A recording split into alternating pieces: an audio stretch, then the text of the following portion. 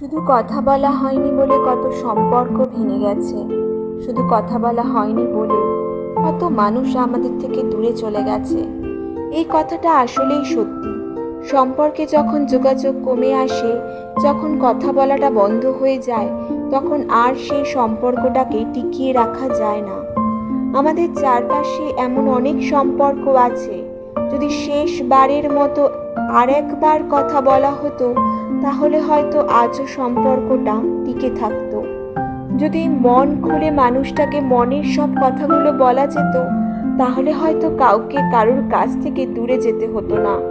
সম্পর্কে যখনই কথা বলাটা কমে আসে, তখনই আমরা একে অপরের কাছ থেকে দূরে যেতে থাকি।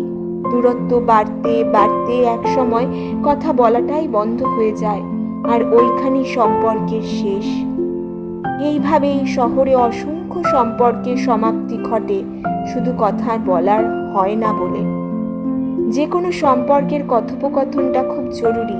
জরুরি মানুষটার কথাগুলো জানার, জরুরি মানুষটাকে নিজের সব কথাগুলো বলার। মানুষের সবচেয়ে বেশি কষ্ট পায় প্রিয় মানুষের কথা বলার আগ্রহ কমে যাওয়ায়। কথা বলা কমে আসলে একসময় দুজনের মধ্যে দূরত্ব সৃষ্টি হয়ে যায়, আর একসময় সম্পর্ক নষ্ট হয়ে যায়। দূরত্বে নয়, গুরুত্বে বাঁচুক আমাদের সম্পর্কগুলো, কথায় বাঁচুক আমাদের ভালোবাসাগুলো।